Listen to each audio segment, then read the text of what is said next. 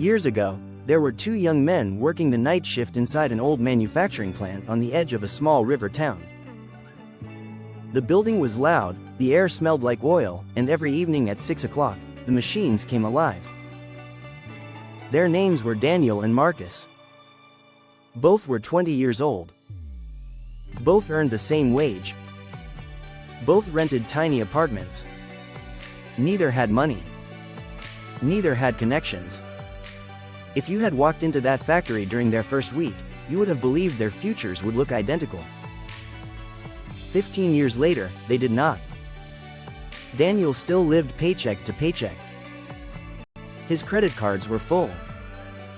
Every unexpected bill felt like a disaster. He blamed inflation, politicians, employers, and bad luck. Marcus owned several businesses, employed dozens of people, and controlled his own schedule. What happened? The answer wasn't intelligence. It wasn't luck. And it certainly wasn't where they started. The difference began long before either man earned his first dollar. It began in the mind.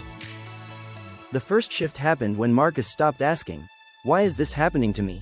and started asking, "What can I do next?" Every night, the workers complained. The company. The economy. The management. The town. Marcus complained too, at first. Then one evening an older mechanic named Walter said something he never forgot. "The day you stop driving your life, someone else takes the wheel." That sentence stayed with him. He couldn't control the factory. He couldn't control the economy. But he could control his skills, his effort, and his decisions. Many people spend years searching for someone to blame. But responsibility is strange. It feels heavy at first. Then it becomes freedom. The second shift happened when Marcus began seeing problems differently. Most people see inconvenience.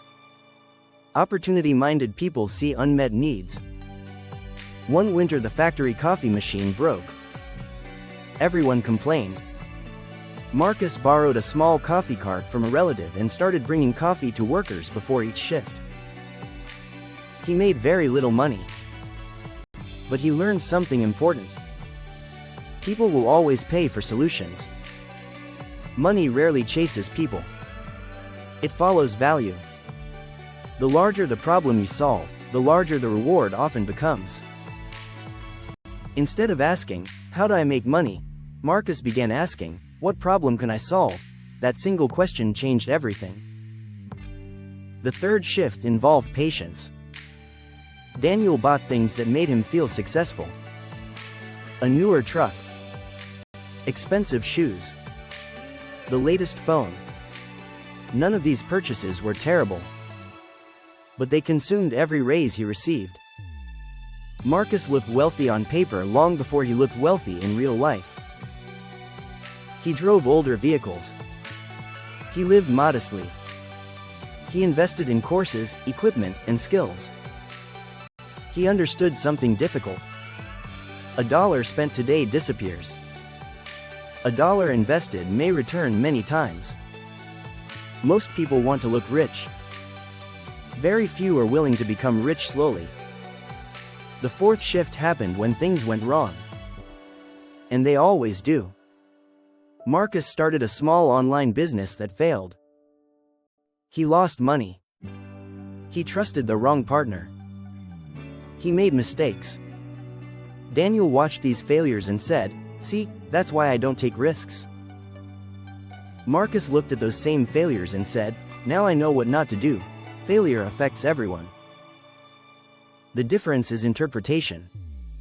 Some people see failure as evidence they should quit.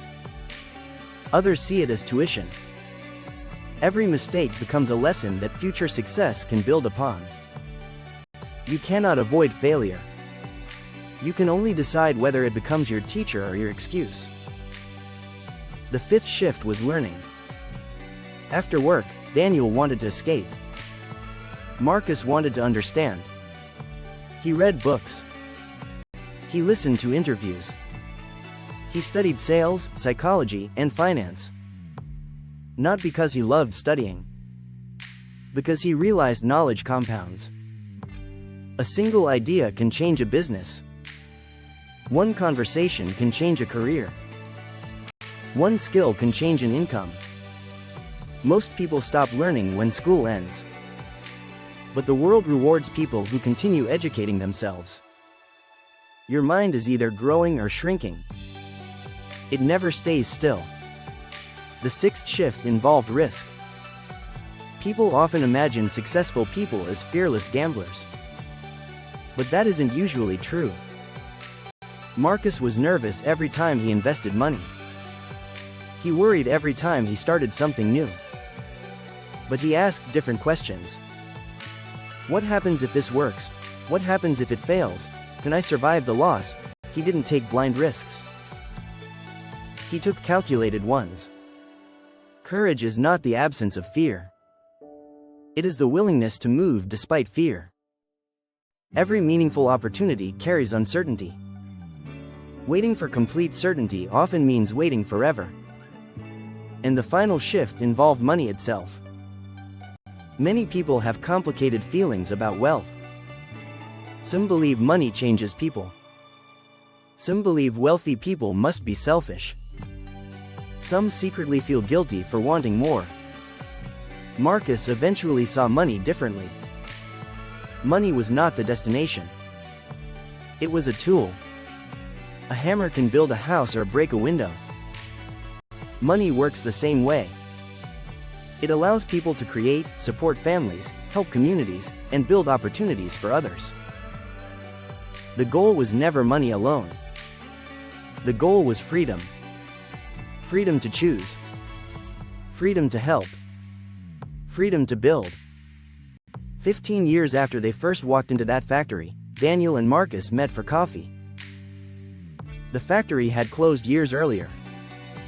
The town had changed. Both men had changed. Daniel asked the question many people ask. How did you get so lucky? Marcus smiled. Because he knew luck had very little to do with it. He didn't start with money. He started with responsibility. He learned to solve problems. He delayed rewards. He studied. He failed. He took risks. And slowly, year after year, his thinking changed before his bank account did. Because before you build wealth, you build the person capable of creating it. The real battle is never happening in your wallet. It happens quietly inside your mind. And perhaps the most important question isn't how much money you have today. It's this. If someone followed your habits, your thoughts, and your daily decisions for the next 15 years, where would they end up? Because your future often isn't built by one massive decision. It's built by the small thoughts you repeat every single day.